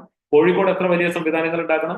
ഈ 500 പേരെന്ന് പറയുമ്പോൾ ഞാൻ എന്റെ താമസ സ്ഥലത്ത് വളരെ കൺവീനിയന്റ് ആയിട്ടിരിക്കുന്നു. നിങ്ങൾ ഓരോരുത്തരും നിങ്ങളിരിക്കുന്ന ഇപ്പൊ ഉണ്ടായിരിക്കേണ്ട സ്ഥലങ്ങളിൽ നിങ്ങൾ എന്ത് ചെയ്യുന്നു? നിങ്ങൾ അവിടെ ഇരിക്കുന്നു. പക്ഷെ നമ്മൾ എല്ലാവരും ഒരുമിച്ച് ചേരുന്നു, നമ്മൾ സംസാരിക്കുന്നു, കമ്മ്യൂണിക്കേറ്റ് ചെയ്യുന്നു, കാര്യങ്ങൾ ചെയ്യുന്നു. അപ്പോൾ ഇതാണ് ഡിജിറ്റൽ ട്രാൻസ്ഫോർമേഷന്റെ ഏറ്റവും വലിയ പ്രത്യേകത. അപ്പൊ നിങ്ങൾക്ക് ഒരു കസ്റ്റമറോട് സംസാരിക്കാൻ വീഡിയോ കോൾ ഉപയോഗിക്കാം, വാട്സപ്പ് കോൾ ഉപയോഗിക്കാം, പല രൂപത്തിൽ നിങ്ങൾക്ക് കസ്റ്റമറെ കണക്ട് ചെയ്യാനുള്ള കാര്യങ്ങളായി. പക്ഷെ ഇതിനെക്കുറിച്ച് ഒരു തിരിച്ചറിവ് നിങ്ങൾക്ക് ഉണ്ടെങ്കിൽ മാത്രമാണ് ഇതിനൊക്കെ നമുക്ക് ഉപയോഗിക്കാൻ പറ്റുക. ഇതിലെ പ്രധാനപ്പെട്ട ഒരു പോയിന്റ് നിങ്ങൾ മനസ്സിലാക്കേണ്ടത്, മാറ്റങ്ങൾ എപ്പോഴും ഇൻവിസിബിൾ ആണെന്ന് പറയും. എന്താ ഇൻവിസിബിൾ എന്ന് പറഞ്ഞാൽ, ഇപ്പൊ ഒരു കുട്ടി ജനിക്കുന്നു, ഒരു കുഞ്ഞ് ജനിച്ചു കഴിഞ്ഞാൽ എപ്പോഴും അമ്മ വിളിക്കുന്നതും അച്ഛൻ വിളിക്കുന്നതും ആ കുട്ടിയെ വളരെ ചെറിയൊരു കുട്ടിയെ കൊണ്ടു നടക്കുന്ന പോലെ. അപ്പൊ 20 വയസ്സായാലും 22 വയസ്സായാലും അവരുടെ കണ്ണിൽ അതിന് വ്യത്യാസം വരില്ല. പക്ഷെ നാട്ടുകാരെ സംബന്ധിച്ച് അല്ലെങ്കിൽ പുറത്തുള്ള ആൾക്കാരെ സംബന്ധിച്ച് ഇയാൾക്ക് 18 വയസ്സാവുന്നതും 20 വയസ്സാവുന്നതും 22 വയസ്സാവുന്നതും 25 വയസ്സാവുന്നതിനും ഒക്കെ അനുസരിച്ച് ഈ പറയുന്ന മാറ്റങ്ങൾ നാട്ടിൽ പ്രതിഫലിക്കും നമുക്ക് കാണാൻ പറ്റും. അപ്പൊ ഞാൻ പറയുന്നത്, നമ്മുടെ കയ്യിലിരിക്കുന്ന ഫോണിനകത്തൊരു ടെക്നോളജി മാറുമ്പോഴോ നമ്മുടെ കമ്പ്യൂട്ടറിന്റെ ടെക്നോളജി മാറുമ്പോഴോ നമ്മൾ ഉപയോഗിക്കുന്ന പ്ലാറ്റ്ഫോമുകളിൽ ഒരു അഡീഷൻ വരുമ്പോഴോ അല്ലെങ്കിൽ നമ്മൾ ഒരു പുതിയ സംവിധാനത്തെ ഇൻട്രൊഡ്യൂസ് ചെയ്യുമ്പോഴോ ഒന്നും തന്നെ നമുക്കത് അത്ര വലിയ രൂപത്തിൽ തോന്നുന്നില്ല. പക്ഷെ അതൊരു കാലഘട്ടത്തിന്റെ തന്നെ മാറ്റമായിട്ട് പലപ്പോഴും മാറും. അങ്ങനെ മാറുന്ന സമയത്ത് ഒരുപാട് പേര് അതിനെ ഡിപ്പെൻഡ് ചെയ്യും. ആ ഡിപ്പെൻഡ് ചെയ്യുന്ന സമയത്ത് അവർക്ക് അതിലുണ്ടാകുന്ന ഒരു എക്സ്പീരിയൻസ് എന്ന് പറയുന്നത് വളരെ വലുതായിരിക്കും. അങ്ങനെ എക്സ്പീരിയൻസ് വരുന്ന സമയത്ത് നമ്മൾ ചെയ്യേണ്ട കാര്യമുണ്ട്, ഈ പറയുന്ന കാര്യങ്ങൾ ഇതിന്റെ മുന്നിൽ നടക്കാനുള്ള ഒരു കപ്പാസിറ്റി നമുക്ക് ഉണ്ടായിരിക്കണം. ഇതിന്റെ മുന്നിൽ നടക്കാനുള്ള ഒരു കപ്പാസിറ്റി നമുക്ക് ഉണ്ടായിരിക്കണം. കാരണം ഒരിക്കലും ടെക്നോളജി അല്ലെങ്കിൽ ഡിജിറ്റൽ ട്രാൻസ്ഫോർമേഷൻ തുടങ്ങിയിട്ടുള്ള കാര്യങ്ങളൊന്നും തന്നെ നിങ്ങളെ പിറകിലേക്ക് പിടിക്കാൻ വേണ്ടിയിട്ടല്ല, അതിന്റെ മുന്നിലേക്ക് വരാനും അതിനെ ഉപയോഗിക്കാനും വേണ്ടിയിട്ടുള്ള ഒരു കപ്പാസിറ്റി നിങ്ങൾക്ക് ഉണ്ടായിരിക്കുക എന്നുള്ളത് വളരെ പ്രധാനപ്പെട്ട ഒരു കാര്യമാണ്. അതോടൊപ്പം ഇതിന്റെ ലാസ്റ്റ് സെക്ഷൻ അല്ലെങ്കിൽ ഇതിന്റെ ലാസ്റ്റ് സ്ലൈഡ് എന്ന് പറയുന്ന ഇതിന്റെ ലാസ്റ്റ് സെക്ഷനെ കുറിച്ച് നമ്മൾ പറഞ്ഞാൽ അതിലേക്കാണ് നമ്മൾ പോകുന്നത്. ഓക്കെ, ഇത് നിങ്ങൾ ഇപ്പോ എക്സ്പീരിയൻസ് ചെയ്തുകൊണ്ടിരിക്കുന്ന ഒരു കാര്യമാണ് ഇതിന്റെ ഫസ്റ്റ് പോയിന്റ് എന്ന് പറയുന്നത്. എന്താ first point? Customisation and product innovation. നിങ്ങൾ ഇപ്പൊ കണ്ടിട്ടുണ്ടായിരിക്കും, നമുക്ക് ആദ്യ കാലങ്ങളിൽ ഉണ്ടായിരുന്ന ഇൻഡിവിജ്വൽ പ്രൊഡക്റ്റ് ആണെങ്കിൽ അതുപോലെ ഇൻഡിവിജ്വൽ ഗ്രൂപ്പ് ആണ് ആദ്യം ഉണ്ടായിരുന്നതെങ്കിൽ പിന്നീട് അത് ഫ്ലോട്ടറിലേക്ക് മാറി. ഇപ്പൊ നമ്മൾ കണ്ടുകൊണ്ടിരിക്കുന്നത് എന്താണ്? ഇപ്പൊ നമ്മൾ കണ്ടുകൊണ്ടിരിക്കുന്ന മൾട്ടി ഇൻഡിവിജ്വൽ ഗ്രൂപ്പുകൾ. അതേപോലെ തന്നെ നമ്മൾ അതുപോലെ തന്നെ നമ്മൾ എന്താ കാണുന്നത്? കസ്റ്റമൈസ് ചെയ്യാൻ പറ്റുന്ന പ്രൊഡക്റ്റുകൾ. നമ്മൾ സൂപ്പർ സ്റ്റാർ പ്രൊഡക്റ്റ് ഒക്കെ കസ്റ്റമർക്ക് എന്ത് ചെയ്യാൻ പറ്റും? ഞാനൊരു പോളിസി എടുക്കുമ്പോൾ എന്നെ സംബന്ധിച്ച് എനിക്ക് 50 വയസ്സായിട്ടുണ്ട്. ഈ 50 വയസ്സിൽ ഞാൻ ഈ പോളിസി എടുക്കുന്ന സമയത്ത് ഞാൻ അതിന് എന്ത് ചെയ്യണം? അതിനകത്തുള്ള ഒരു വളരെ ഫിക്സഡ് ആയിട്ടുള്ള ഒരു ഫീച്ചറാണ് എന്ത്? നമ്മുടെ delivery and newborn baby coverage. ഈ ജീവിതത്തിന്റെ ഒരു പകുതി ഭാഗം കഴിഞ്ഞ് നിൽക്കുന്ന ഒരു കസ്റ്റമറെ സംബന്ധിച്ച് അവർക്ക് ഇനി കുഞ്ഞുങ്ങൾ ജനിക്കാനോ അത്തരം കാര്യങ്ങൾക്കോ ഒന്നും തന്നെ ഒരു സാധ്യതയില്ല. അവരതിനെ കുറിച്ച് പ്ലാൻ ചെയ്യുന്നില്ല. അങ്ങനെ വരുന്ന സമയത്ത് അവരെന്ത് ചെയ്യണം? ഈ പറയുന്ന ഫെസിലിറ്റി ഉണ്ടെന്നുള്ളൊരു കാരണം കൊണ്ട് ആ പോളിസിയിൽ അതിന്റെ പ്രീമിയം ഒരു ചെറിയ പോർഷൻ ആണെങ്കിലും അവരതിന്റെ എന്ത് കൊടുക്കണം? ഷെയർ കൊടുക്കണം. അതേപോലെ തന്നെ എന്താണ്, എനിക്ക് ഒരു ചെറിയ പ്രായമാണ്. ചെറിയ പ്രായത്തിൽ എനിക്ക് അറിയാം ഒരു 25 വയസ്സാണ്, 28 വയസ്സാണ്. പക്ഷെ എനിക്ക് ആ സമയത്ത് എന്തിന്റെ ആവശ്യമില്ല, പ്രത്യേകിച്ച് പ്രശ്നങ്ങളൊന്നും വരില്ല, ഞാൻ വളരെ ഹെൽത്തി ആണെന്നുള്ളത് എനിക്കറിയാം. അങ്ങനത്തെ ഒരു സിറ്റുവേഷനിൽ നിൽക്കുന്ന സമയത്ത് ഞാൻ എന്ത് ചെയ്യണം? ഈ പ്രൊഡക്റ്റിനകത്ത് ഒരു റെഗുലർ ആയിട്ടുള്ള മെഡിക്കൽ ചെക്കപ്പിന് വേണ്ടിയിട്ടുള്ള പൈസ ഞാൻ കൊടുക്കണം. അപ്പൊ റെഗുലർ ആയിട്ടുള്ള മെഡിക്കൽ ചെക്കപ്പ് നമ്മൾ എപ്പോഴാണ് പറയാ? ഒരു 40 വയസ്സൊക്കെ കഴിഞ്ഞ് അല്ലെങ്കിൽ ഒരു 40 വയസ്സിലേക്ക് എത്തുന്ന സമയത്ത് അല്ലെങ്കിൽ എന്തെങ്കിലുമൊക്കെ ശാരീരികമായിട്ട് ബുദ്ധിമുട്ടുകളൊക്കെ തോന്നാൻ തുടങ്ങുന്ന സമയത്ത് റെഗുലർ ആയിട്ട് നിങ്ങൾ എന്ത് ചെയ്യണം? ഒരു വർഷത്തിലൊരിക്കലോ 6 മാസം കൂടുമ്പോഴോ മെഡിക്കൽ ചെക്കപ്പ് നടത്തണം. അതിനകത്ത് എന്തെങ്കിലും പാരാമീറ്റേഴ്സിൽ ഡിഫറൻസ് ഉണ്ടെന്നുണ്ടെങ്കിൽ അത്തരം കാര്യങ്ങൾക്ക് വേണ്ടി ട്രീറ്റ്മെന്റിന് പോകണം. ഇതൊക്കെ പറയാം. അപ്പോ ഇവിടെ നമുക്ക് പ്രായത്തിനനുസരിച്ച് അല്ലെങ്കിൽ നമുക്ക് എന്ത് ചെയ്യാൻ പറ്റും?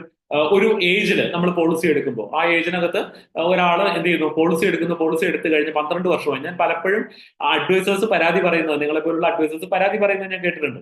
കാരണം സാറേ, അയാൾ 15 കൊല്ലമായി പോളിസി എടുത്തിട്ട് ഇതുവരെ എന്ത് ചെയ്തിട്ടില്ല, ഒറ്റ ക്ലെയിം പോലും വാങ്ങിയിട്ടില്ല. അയാൾ എന്ത് ചെയ്യുന്നു? ഇപ്പോഴും ഭീകരമായിട്ടുള്ള പ്രീമിയമാണ് അടച്ചുകൊണ്ടിരിക്കുന്നത്. അത്തരം കേസുകൾ വരുമ്പോൾ അതിന്റെ ഏറ്റവും വലിയ ഒരു റെമഡിയാണ് ഇന്ന് നമ്മൾ കാണുന്ന ഇന്നോവേറ്റീവ് ആയിട്ടുള്ള പ്രൊഡക്റ്റുകൾ. അതിനകത്ത് നമ്മൾ എന്ത് ചെയ്യുന്നുണ്ട്? ഫ്രീസ് ദ ഏജ് എന്ന് പറയുന്ന ഒരു സംഭവം കൊടുക്കുന്നു. ഏജ് ഫ്രീസ് ചെയ്യുക എന്ന് പറഞ്ഞാൽ എന്താ? അയാൾ 22 വയസ്സിലാണ് പോളിസി എടുക്കുന്നതെങ്കിൽ ആ 22 വയസ്സിൽ അയാൾ അടയ്ക്കുന്ന പ്രീമിയം അയാൾക്ക് 40 വയസ്സിലാണ് ഒരു ക്ലെയിം വരുന്നതെങ്കിൽ, 45 വയസ്സിലാണ് ഒരു ക്ലെയിം വരുന്നതെങ്കിൽ അതുവരെയും അയാൾ എന്ത് ചെയ്താൽ മതി? ഇതേ പ്രീമിയം തന്നെ അടച്ചാൽ മതി. 55 വയസ്സ് വരെ അയാൾക്ക് എന്ത് ചെയ്യാം? പ്രീമിയം മാറാതെ കൊണ്ടുപോകാം. അല്ലെങ്കിൽ അതിനകത്തൊരു ക്ലെയിം വരികയാണെങ്കിൽ അവിടെ തൊട്ട് ആ നിൽക്കുന്ന ഏജ് തൊട്ടുള്ള പ്രീമിയം അയാൾക്ക് മാറി അടച്ച് മുന്നോട്ട് കൊണ്ടുപോകാൻ വേണ്ടി പറ്റും. അപ്പൊ ഇതാണ് കസ്റ്റമൈസേഷൻ. ആളുകൾ എന്ത് ചിന്തിക്കുന്നോ ആ ചിന്തയ്ക്ക് മറുപടിയായിട്ട് നമുക്ക് പ്രൊഡക്റ്റുകൾ കൊടുക്കാൻ കഴിയും. ഇതൊക്കെ വലിയ മാറ്റങ്ങളാണ് മാർക്കറ്റിനകത്ത്. പക്ഷെ നമ്മളെ സംബന്ധിച്ച് നമ്മളിത് പലപ്പോഴും എന്ത് ചെയ്യുന്നത്? ഇത് ബുദ്ധിമുട്ടാണ്. ആർക്ക് ബുദ്ധിമുട്ടാണ്? നമുക്ക് ബുദ്ധിമുട്ടാണ്. പഠിച്ചെടുക്കാൻ ബുദ്ധിമുട്ടാണ്. പറഞ്ഞു കൊടുക്കാൻ ബുദ്ധിമുട്ടാണ്. ഒന്നുമില്ല, നിങ്ങൾ ഈ പറയുന്ന കാര്യങ്ങളെ നിങ്ങൾ പഠിച്ചാൽ, നമ്മുടെ ജോലി എന്താ? പഠിക്കുക, ആൾക്കാരോട് പറയുക. അപ്പോ നിങ്ങളിത് പഠിക്കുകയാണെങ്കിൽ ഈ പറയുന്ന കാര്യത്തിന് നിങ്ങൾ പ്രതീക്ഷിക്കുന്നതിലും ഏറെ വലിയ സ്വീകാര്യത മാർക്കറ്റിനകത്ത് കിട്ടുമെന്നുള്ളത് മനസ്സിലാക്കുക. ആ സ്വീകാര്യത കിട്ടുന്ന സമയത്ത് നിങ്ങൾ അറിയാതെ തന്നെ നിങ്ങളുടെ സെയിൽസ് വലിയ രൂപത്തിൽ മുന്നിലേക്ക് പോകുന്നു, മുകളിലേക്ക് പോകുന്നു നിങ്ങൾക്ക് കാണാൻ പറ്റും. അതുപോലെ തന്നെ പ്രധാനപ്പെട്ട മറ്റൊരു കാര്യമാണ് ഫേവറബിൾ ഡെമോഗ്രാഫിക്സ്. എന്താണ് ഇവിടെ? ഒരു നമ്മൾ എന്താ പറയുന്നത്, India's large young population will drive long term growth as younger people are increasingly opting four preventive health care and insurance solutions. നമ്മൾ എന്താ പുതിയ പുതിയ സംവിധാനത്തിൽ അല്ലെങ്കിൽ പുതിയ കൾച്ചറിൽ ഓടിക്കൊണ്ടിരിക്കുന്ന സ്ഥാപനങ്ങൾ, അവിടെ ജോലി കിട്ടുന്ന യങ്ങർ ജനറേഷൻ. പണ്ടൊക്കെ നമ്മൾ എന്താ പറയുക, പ്രായത്തെക്കുറിച്ച് വളരെയധികം കെയർഫുൾ ആകുന്നതും അതുപോലെ തന്നെ ആരോഗ്യത്തെക്കുറിച്ച് വളരെയധികം കൺസേൺഡ് ആകുന്നതും ഒക്കെ തന്നെ പ്രായമായിട്ടുള്ള ആളുകൾ അങ്ങനെ ചെയ്യുന്നതാണ് നമ്മൾ കണ്ടിട്ടുള്ളത്. പക്ഷെ ഇന്ന് നമ്മൾ നോക്കിക്കഴിഞ്ഞാൽ ചെറിയ പ്രായത്തിൽ തന്നെ വലിയ സാലറിയുള്ള ജോലിയും അതുപോലെ തന്നെ വലിയ വർക്ക് പ്രഷറും അങ്ങനത്തെ രൂപത്തിൽ ജീവിക്കുന്ന ആളുകളൊക്കെ തന്നെ, അല്ലെങ്കിൽ ചെറിയ പയ്യന്മാരായിട്ടുള്ള ആളുകൾ, പെൺകുട്ടികൾ, ഇത്തരം ആളുകളൊക്കെ തന്നെ എന്ത് ചെയ്യുന്നുണ്ട്, അവരുടെ ജീവിതത്തിന്റെ ഏറ്റവും പവർഫുൾ ആയിട്ടുള്ള അല്ലെങ്കിൽ ഏറ്റവും പൊട്ടൻഷ്യൽ ആയിട്ടുള്ള സമയത്ത് തന്നെ അവർ പ്രിവെന്റീവ് ഹെൽത്ത് ചെക്കപ്പുകളും അതുപോലെ തന്നെ അവർക്ക് ആരോഗ്യ സംബന്ധമായ പ്രശ്നങ്ങളെ ഫേസ് ചെയ്യുന്നതിന് ആവശ്യമായിട്ട് എന്തെങ്കിലും കാര്യങ്ങൾ വരികയാണെങ്കിൽ, ആക്സിഡന്റ് വന്നാലോ അസുഖം വന്നാലോ രോഗം വന്നാലോ, ഇതിനൊക്കെ ഫേസ് ചെയ്യാൻ വേണ്ടിയിട്ട് അവരെന്ത് ചെയ്യുന്നു, ആരോഗ്യ ഇൻഷുറൻസ് പോലുള്ള സംവിധാനങ്ങളിലേക്ക് കടന്നു വരാനുള്ള ഒരു മനസ്സ് കാണിക്കുന്നു. അപ്പൊ ഇത്തരം കാര്യങ്ങൾ നമ്മൾ കണ്ടാൽ മനസ്സിലാക്കേണ്ടത് എന്താണെന്ന് ചോദിച്ചാൽ, ആദ്യകാലങ്ങളിൽ ഇപ്പൊ ഞാൻ ശരിക്കും മലപ്പുറത്തുകാരനാണ്. മലപ്പുറത്ത് നിന്ന് ഞാൻ ഇവിടെ ജോലിയുടെ ഭാഗമായിട്ട് തിരുവനന്തപുരത്ത് വന്ന് താമസിക്കുകയാണ്. ഞാൻ പലപ്പോഴും ഇവിടെ രാവിലെ നടക്കാൻ പോകുന്ന സമയത്ത്, അതുപോലെ തന്നെ ഞാൻ സാധാരണഗതിയിൽ ഓഫീസിൽ വരുമ്പോൾ, ഓഫീസിലേക്ക് പോകുമ്പോൾ ഒക്കെ നമ്മൾ ഈ ഒരു പരിസരത്തെ വീക്ഷിക്കുമ്പോൾ, തിരുവനന്തപുരം ഒരു വലിയ ടൗൺ ആണ്, ഈ പരിസരത്ത് വീക്ഷിക്കുന്ന സമയത്ത് നമുക്ക് കാണാൻ പറ്റും, ഇവിടെ സാധാരണഗതിയിൽ നമ്മൾ ഇത്തരം ഒരു ടൗണിൽ കാണുന്നതിനേക്കാൾ കൂടുതൽ എന്തുണ്ട്, ജിംനേഷ്യം, അതുപോലെ ഹെൽത്തുമായിട്ട് ബന്ധപ്പെട്ട കാര്യങ്ങൾക്ക് സപ്പോർട്ട് കൊടുക്കുന്ന ഒരുപാട് കാര്യങ്ങൾ നമുക്ക് ഇവിടെ കാണാൻ പറ്റും. അത് തിരുവനന്തപുരം എന്നുള്ളത് മാത്രമല്ല, വലിയ ടൗണുകളിലും അതുപോലുള്ള നമ്മുടെ ഈ പറയുന്ന നമ്മുടെ ടെക്നോ പാർക്കുകൾ, അതുപോലെ തന്നെ ന്യൂ ജനറേഷൻ ബിസിനസ്സുകൾ ഓടിക്കൊണ്ടിരിക്കുന്ന അല്ലെങ്കിൽ ന്യൂ ജനറേഷൻ ഇൻഡസ്ട്രീസ് ഓടിക്കൊണ്ടിരിക്കുന്ന, വലിയ രൂപത്തിൽ ന്യൂ ജനറേഷൻ പീപ്പിൾ വർക്ക് ചെയ്തുകൊണ്ടിരിക്കുന്ന അത്തരം സ്ഥലങ്ങളിലൊക്കെ തന്നെ ആരോഗ്യ സംബന്ധമായിട്ടുള്ള സപ്പോർട്ട് കൊടുക്കുന്ന പല കാര്യങ്ങളും എന്ത് ചെയ്യുന്നുണ്ട്, ഇന്ന് വലിയ രൂപത്തിൽ വളർന്നു വരുന്നുണ്ട്. അപ്പൊ നിങ്ങൾക്ക് കണ്ടാൽ തന്നെ അറിയാം, നമ്മുടെ പോളിസിക്കകത്ത് തന്നെ വരുന്ന വെൽനസ് എന്ന് പറയുന്ന ഒരു സംഭവം. എന്താണ് വെൽനസ് എന്ന് പറയുന്നത്? വെൽനസ് എന്ന് പറയുന്നത് സാധാരണ ആളുകളുടെ ഒരു ചിന്ത എന്ന് പറയുന്നത്, പോളിസി എടുത്തു വെക്കുന്നത് എന്തിനു വേണ്ടിയിട്ടാണ്? അസുഖമോ രോഗമോ അപകടമോ വരുന്ന സമയത്ത് ചികിത്സിക്കാൻ വേണ്ടിയിട്ടാണ്. പക്ഷെ അതിനുവേണ്ടി മാത്രമല്ല പോളിസി എടുക്കുന്നത്. ഇന്ന് നമ്മൾ ആരോഗ്യത്തോടു കൂടി ജീവിക്കുകയാണെങ്കിൽ ഇൻഷുറൻസിന് അടയ്ക്കുന്ന പ്രീമിയം നമുക്ക് കുറച്ച് കിട്ടുന്നുണ്ട്. അതിന്റെ കാര്യം എന്താണ്? അതൊരു ഇൻഡസ്ട്രിയാണ്. വെൽനസ് എന്ന് പറയുന്നത് ഒരു ഇൻഡസ്ട്രിയാണ്. അപ്പൊ ആരോഗ്യത്തോടു കൂടി ജീവിക്കുക എന്നുള്ളതിനാണ് ഏറ്റവും പ്രാഥമികമായിട്ടുള്ള പരിഗണന. രണ്ടാമത്തെന്ന് പറഞ്ഞാൽ, എന്തെങ്കിലും കാരണവശാൽ നമ്മൾ അറിഞ്ഞോ നമ്മൾ അറിയാതെയോ നമ്മുടെ ആരോഗ്യത്തിന് എന്തെങ്കിലും ഒരു വീഴ്ച സംഭവിച്ചാൽ അവിടെ നമുക്ക് സാമ്പത്തികമായിട്ട് നമ്മൾ ഒറ്റപ്പെട്ടു പോവാതിരിക്കാൻ ആവശ്യമായിട്ടുള്ള സാമ്പത്തിക പരിരക്ഷ കൂടി നമ്മൾ എടുത്തു വെക്കണം. അവിടെയാണ് ഈ ഇൻഷുറൻസ് ഏറ്റവും അധികം പോസിറ്റീവ് ആയിട്ടുള്ള ഒരു ഇമ്പാക്ട് ക്രിയേറ്റ് ചെയ്യുന്നത്. ഓക്കെ, റെഗുലേറ്ററി സപ്പോർട്ട് നിങ്ങൾക്ക് എല്ലാവർക്കും അറിയാവുന്ന കാര്യമാണ്. നമ്മുടെ ഇൻഡസ്ട്രി റെഗുലേറ്റ് ചെയ്യുന്ന ആരാണ്? IRDA. IRDAയുടെ ഒരു റെഗുലേഷൻ എന്ന് പറയുന്നത് മറ്റൊന്നുമല്ല, സാധാരണ ജനങ്ങളെ, അല്ലെ, ഇതിനകത്ത് ആരാണോ പോളിസി എടുക്കുന്നത്, ഇപ്പൊ കമ്പനികൾ എപ്പോഴും, ഇപ്പൊ നമുക്കറിയാം, ഒരു പ്രൈവറ്റ് കമ്പനി എന്ന് പറഞ്ഞാൽ, അല്ലെങ്കിൽ ഒരു ഏത് തരത്തിലുള്ള പ്രൈവറ്റ് കമ്പനി ആണെങ്കിലും പബ്ലിക് സെക്ടർ കമ്പനി ആണെങ്കിലും, ഒരു കമ്പനി റൺ ചെയ്യണമെങ്കിൽ അതിന് പ്രോഫിറ്റ് ഉണ്ടാവണം. അപ്പോൾ ഏതൊരു കമ്പനിയുടെയും ആദ്യത്തെ ടാർഗറ്റ് എന്ന് നമ്മൾ പറയുക പ്രോഫിറ്റ് ജനറേറ്റ് ചെയ്യുക എന്നുള്ളത് തന്നെയാണ്. അപ്പൊ ആ പ്രോഫിറ്റ് ജനറേറ്റ് ചെയ്യാൻ വേണ്ടിയിട്ട് അവർ ശ്രമിക്കുന്ന സമയത്ത് റെഗുലേറ്ററി സപ്പോർട്ട് എന്ന് പറയുന്നത് എന്താണ്? പൊതുജനങ്ങൾ ഒരു കാരണവശാൽ ഇപ്പോ അമിതമായിട്ടുള്ള ലാഭം പ്രതീക്ഷിച്ച് കമ്പനികൾ ഒരിക്കലും എന്ത് ചെയ്യാൻ പാടില്ല, കസ്റ്റമേഴ്സിനെ അല്ലെങ്കിൽ നമ്മുടെ നാട്ടിലെ ജനങ്ങളെ പറ്റിക്കാൻ വേണ്ടി പാടില്ല. അങ്ങനെ വരുമ്പോൾ അത്തരത്തിൽ പണമിടപാടുകൾ നടക്കുന്ന, അത്തരത്തിലുള്ള കാര്യങ്ങൾ ചെയ്തുകൊണ്ടിരിക്കുന്ന എല്ലാ ഇൻഡസ്ട്രിക്കും ഗവൺമെന്റ് ഏർപ്പെടുന്ന ഒരു കാര്യമാണ് ഒരു റെഗുലേറ്റർ വെക്കാൻ. ആ റെഗുലേറ്ററാണ് ഇൻഷുറൻസിനെ സപ്പോർട്ട് ചെയ്യുന്നതിന് വേണ്ടി അല്ലെങ്കിൽ ഇൻഷുറൻസിനെ റെഗുലേറ്റ് ചെയ്യുന്നതിന് വേണ്ടിയിട്ട് IRDA. അപ്പോൾ IRDA ചെയ്തുകൊണ്ടിരിക്കുന്നത് എന്താണ്? ഒരു ഇൻഷുറൻസ് കമ്പനി ഒരു പോളിസി ഇൻട്രൊഡ്യൂസ് ചെയ്യുന്ന സമയത്ത് അതിനകത്ത് ജനങ്ങൾക്ക് ഹിതകരമല്ലാത്ത ഒന്നുമില്ല എന്നുള്ളത് ഉറപ്പുവരുത്തുക. അങ്ങനെ ഉറപ്പുവരുന്നതോടൊപ്പം തന്നെ ആ പറയുന്ന മേഖലയിൽ വലിയ രൂപത്തിലുള്ള വളർച്ച വരുന്നതിനെ കുറിച്ച് സ്വപ്നം കാണും. ആ സ്വപ്നം കാണുന്നതിന്റെ ഭാഗമാണ് 2047 ആവുന്നതോട് കൂടിയിട്ട് ഇന്ത്യയിലെ എല്ലാ ആളുകൾക്കും ഇൻഷുറൻസ് ഉണ്ടായിരിക്കണം. അങ്ങനെ വരുമ്പോൾ നമ്മൾ ഇന്ന് കാണുന്ന മേഖലയിൽ ഒരുപാട് മാറ്റങ്ങൾ വരും. അതോടൊപ്പം തന്നെ ഇതിന് ഈസി ആയിട്ട് ആക്സസ് ഉണ്ടായിരിക്കും, ഈസി ആയിട്ട് ക്ലെയിം സെറ്റിൽമെന്റിന് ആവശ്യമായിട്ടുള്ള കാര്യങ്ങൾ ഉണ്ടായിരിക്കും. അതുപോലെ തന്നെ ട്രാൻസ്പെറൻസി വലിയ രൂപത്തിൽ കൊണ്ടുവരും. അതോടൊപ്പം തന്നെ ഇൻഷുറൻസ് കമ്പനികളും കസ്റ്റമേഴ്സും തമ്മിലുള്ള ഇന്ററാക്ഷൻ എന്ന് പറയുന്നത് ഒരു റെഗുലർ പ്രോസസ് ആയിട്ട് മാറ്റപ്പെടും. അങ്ങനെ ഒരുപാട് വലിയ മാറ്റങ്ങൾ വരും. ഈ മാറ്റങ്ങൾ വരുമ്പോഴും ഇത് വാങ്ങിക്കുക എന്നുള്ളത് ജനങ്ങളുടെ ഉത്തരവാദിത്തമാണ്. അത് വാങ്ങിക്കാൻ ആവശ്യമായിട്ടുള്ള സൗകര്യങ്ങൾ ചെയ്തു കൊടുക്കുക എന്നുള്ളത് നിങ്ങളെ പോലുള്ള അഡ്വൈസേഴ്സിന്റെ ഉത്തരവാദിത്തമാണ്. അങ്ങനെ വരുമ്പോൾ നമ്മൾ മനസ്സിലാക്കേണ്ട ഏറ്റവും പ്രധാനപ്പെട്ട കാര്യം എന്ന് പറയുന്നത്, ഇതിന്റെ സെയിൽ എന്ന് പറയുന്നത് ഇനി വരുന്ന ഒരു 5 കൊല്ലം 10 കൊല്ലം എന്ന് പറയുന്നത് ഇതിന്റെ ഏറ്റവും വലിയ വസന്തകാലം എന്ന് വേണമെങ്കിൽ നമുക്ക് പറയാൻ പറ്റും. നമ്മൾ ചിന്തിച്ചാലും നമ്മൾ ചിന്തിച്ചിട്ടില്ലെങ്കിൽ നമ്മളൊരു ഇൻഷുറൻസ് അഡ്വൈസർ ആണ്, പ്രത്യേകിച്ചും ഹെൽത്ത് ഇൻഷുറൻസ് അഡ്വൈസർ ആണെന്നുള്ളത് നിങ്ങൾ മാർക്കറ്റിൽ പബ്ലിഷ് ചെയ്യുക. ഒരിക്കലും ഒരാൾ വന്ന് ചോദിച്ചു കഴിഞ്ഞ് എന്നോട് ചോദിച്ച് മനസ്സിലാക്കി അങ്ങനെയൊന്നുമില്ല. നിങ്ങൾ ചെയ്യേണ്ട കാര്യം, നിങ്ങളൊരു ഇൻഷുറൻസ് അഡ്വൈസർ ആണ്, ഒരു ഹെൽത്ത് ഇൻഷുറൻസ് അഡ്വൈസർ ആണെന്നുള്ള വിവരം എല്ലാ ആളുകളും, നിങ്ങളുമായിട്ട് ബന്ധപ്പെട്ടവരും നിങ്ങളുമായിട്ട് ബന്ധപ്പെടാത്ത ആളുകളും നിരന്തരമായിട്ട് അറിയുന്ന രൂപത്തിൽ നിങ്ങളുടെ സാന്നിധ്യം, മാർക്കറ്റിൽ നിങ്ങളുടെ സാന്നിധ്യം അറിയിച്ചുകൊണ്ടിരിക്കുക. ഒപ്പം തന്നെ നിങ്ങൾ പഠിക്കുക. നമ്മുടെ ബ്രാഞ്ചുകളിൽ ഇഷ്ടംപോലെ ട്രെയിനിങ്സ് നടക്കുന്നുണ്ട്, നമ്മൾ ഈവനിങ് കണക്റ്റുകൾ നടത്തുന്നുണ്ട്. അതോടൊപ്പം തന്നെ പ്രൊഡക്റ്റ് പഠിക്കാനുള്ള സംവിധാനങ്ങൾ ഒരുപാടുണ്ട്, പ്രോസസ് പഠിക്കാനുള്ള സംവിധാനങ്ങൾ ഒരുപാടുണ്ട്. നിങ്ങളുടെ ആപ്പിൽ നിങ്ങൾക്ക് നേരിട്ട് പഠിക്കാൻ ആവശ്യമായിട്ടുള്ള കാര്യങ്ങൾ, എല്ലാ കാര്യങ്ങളും ഓടിക്കൊണ്ടിരിക്കുന്നുണ്ട്.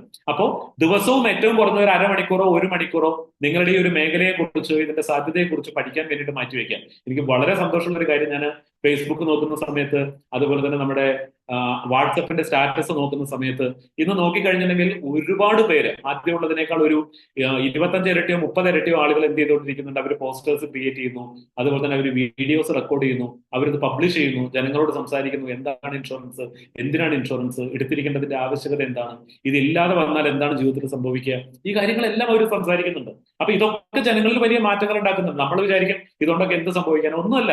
ഒരു ചെറിയ പ്രശ്നത്തിൽ നിൽക്കുന്ന ഒരാള്, ആരോഗ്യ സംബന്ധമായിട്ടുള്ള ഒരു ചെറിയ ഒരു സൂചന കിട്ടിയിട്ട്, എന്തോ ഒരു ചെറിയ പ്രശ്നം ഉണ്ടെന്ന് ഒരു സൂചന കിട്ടി നിൽക്കുന്ന ഒരാള്, അവർ ചിന്തിക്കും ഇൻഷുറൻസ് എന്ന് പറയുന്നതിന്റെ ഇമ്പോർട്ടൻസ് എന്തായിരിക്കും, അതൊന്നും ഉണ്ടായിരുന്നെങ്കിൽ എത്ര നന്നാവുമായിരുന്നു. അല്ലെങ്കിൽ അത്തരം ഒരു അവസ്ഥയിലൂടെ കടന്നു പോയിട്ട് ഒരാളെ സംബന്ധിച്ച് ആ പറയുന്ന ആൾക്കോ ഇത് വന്നു, ഇനി ഉള്ള ഒരു ഫാമിലിക്ക് ഇത് വരരുത് എന്ന് വിചാരിച്ച് എടുത്തു വെക്കുന്ന ആളുകൾ. അങ്ങനെ നിരവധി മാറ്റങ്ങൾ നമുക്ക് ഇതിൽ കൊണ്ടുവരാൻ പറ്റും. അതോടൊപ്പം നിങ്ങളുടെ സെയില് മുന്നോട്ട് കൊണ്ടുപോകാനും കഴിയും. ഇതാണ് ഇതിന്റെ ഹെൽത്ത് ഇൻഷുറൻസിന്റെ ഒരു പൊട്ടൻഷ്യൽ എന്ന് പറയുന്നത്. അതോടൊപ്പം തന്നെ നിങ്ങളുടെ ഒരു ആറ്റിറ്റ്യൂഡ് എന്ന് പറയുന്നത്, ഒരിക്കലും നെഗറ്റീവ് ആയിട്ടുള്ള ആറ്റിറ്റ്യൂഡ് ഉണ്ടാവാതിരിക്കുക.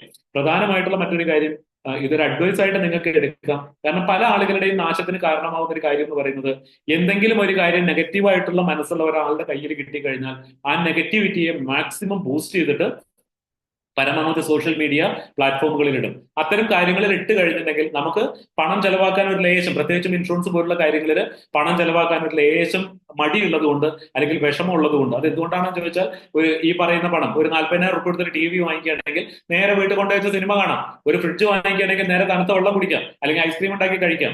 ഒരു മിക്സി വാങ്ങിക്കുകയാണെങ്കിൽ വീട്ടിൽ എന്ത് ചെയ്യാം, കൊണ്ടുപോയി വെച്ച ഉടനെ തന്നെ നമുക്ക് അരയ്ക്കാൻ തുടങ്ങാം. അതോടൊപ്പം ഒരു വാഷിംഗ് മെഷീൻ ആണെങ്കിൽ അപ്പൊ തന്നെ നമുക്ക് തുണി അലക്കാം. പക്ഷെ ഒരു ഇൻഷുറൻസ് പോളിസി വാങ്ങിച്ചു കഴിഞ്ഞാൽ ഉപയോഗിക്കേണ്ടി വരില്ല എന്നുള്ളത് ഒരിക്കലും നമുക്ക് അറിഞ്ഞുകൂടാ. അതുകൊണ്ട് തന്നെ ആൾക്കാർക്ക് ഉപയോഗിക്കേണ്ടി വന്നിട്ടില്ലെങ്കിൽ നമ്മൾ ഭാഗ്യവാനാണെന്നും, ഉപയോഗിക്കേണ്ടി വന്നാൽ നമുക്ക് ആ പറയുന്ന സിറ്റുവേഷനെ പരിക്ക് കൂടാതെ രക്ഷപ്പെടാൻ വേണ്ടിയിട്ട് പറ്റും എന്നുള്ളതും ചിന്തിക്കാനുള്ള മനസ്സ് പലപ്പോഴും പലരും കാണിക്കില്ല. അപ്പൊ നമ്മൾ പറയുന്ന ഒരു നെഗറ്റീവ് കമന്റ് ആയിരിക്കാം മറ്റൊരാളെ സംബന്ധിച്ച് എന്തായിട്ട് മാറുക, അയാളുടെ വിധി നിർണ്ണയിക്കുന്ന ഒരു കാര്യമായിട്ട് മാറുക. അപ്പോൾ ഒരു കാരണവശാലും ഒരു കച്ചവടക്കാരന്റെ മനസ്സിൽ ഉണ്ടാവാൻ പാടില്ലാത്തൊരു കാര്യമാണ് നെഗറ്റിവിറ്റി. കാരണം പോസിറ്റിവിറ്റി ഉണ്ടെങ്കിൽ ഏതൊരു കാര്യത്തിനും നെഗറ്റിവിറ്റി ഉണ്ട്. കാരണം പ്രത്യേകിച്ചും ഇൻഷുറൻസ് ഇൻഡസ്ട്രിക്ക്. അതിന്റെ കാരണം എന്താണെന്ന് ചോദിച്ചാൽ, ഇത് ഇന്നും പൂർണ്ണമായിട്ടുള്ള വളർച്ച എത്തിയിട്ടില്ല. അപ്പൊ വളരാൻ വേണ്ടിയിട്ടുള്ള കാര്യങ്ങൾ, എവിടെയാണ് ഒരു ഇൻഷുറൻസ് ഇൻഡസ്ട്രി കറക്റ്റ് ചെയ്യപ്പെടേണ്ടതെന്ന് ചോദിച്ചാൽ, പ്രശ്നങ്ങൾ കാണുന്നിടത്താണ് കറക്റ്റ് ചെയ്യപ്പെടേണ്ടത്. ആ പ്രശ്നങ്ങൾ ഉള്ളത് കൊണ്ടാണ് അത്തരം കാര്യങ്ങൾ പുറത്തേക്ക് വരുമ്പോൾ അതുമായിട്ട് ബന്ധപ്പെട്ട ആളുകൾ അത് കാണുമ്പോൾ തീർച്ചയായിട്ടും നാളെ അതിന്റെ ഒരു മാറ്റം, അല്ലെങ്കിൽ ഈ പറയുന്ന കാര്യങ്ങളെ കറക്റ്റ് ചെയ്ത് കൂടുതൽ സുതാര്യമായ, കൂടുതൽ ശക്തമായിട്ടുള്ള ഒരു ഇൻഡസ്ട്രി ആയിട്ട് നമ്മളുടെ ഈ ഒരു മേഖല മാറുന്നത് നമുക്ക് കാണാൻ പറ്റും. പക്ഷെ പലപ്പോഴും സംഭവിക്കുന്ന ഒരു കാര്യം, സോഷ്യൽ മീഡിയയുടെ ദുരുപയോഗമാണ്. നമ്മുടെ നെഗറ്റീവായിട്ടുള്ള മെസ്സേജുകൾ അത് കിട്ടിക്കഴിഞ്ഞിട്ടുണ്ടെങ്കിൽ അതിനെ പെരുപ്പിച്ച് ഇത് എവിടെ എത്തിക്കണം എന്നറിയാതെ ഇട്ട ആളുടെ കയ്യിൽ നിന്ന് പോയിട്ടുണ്ടാവും. പിന്നീട് അത് നെഗറ്റീവായിട്ട് അത് കണ്ട് പോസിറ്റീവായിട്ടോ അല്ലെങ്കിൽ വർക്ക് ചെയ്യാൻ ഇറങ്ങാനിരിക്കുന്ന ആളുകളോ നെഗറ്റീവായിട്ട് മാറും. എല്ലാം മനസ്സിലാക്കേണ്ട ഒരു കാര്യം എന്ന് പറയുന്നത്, നിങ്ങൾക്ക് ഒരു കമ്പനിയും, ലോകത്തിലുള്ള ഒരു കമ്പനിയും 100% പെർഫെക്റ്റ് ആയിട്ട് കാണാൻ വേണ്ടി പറ്റില്ല. 100% പെർഫെക്റ്റ് ആയിട്ടുള്ള ഒരു കമ്പനിയും ഇല്ല.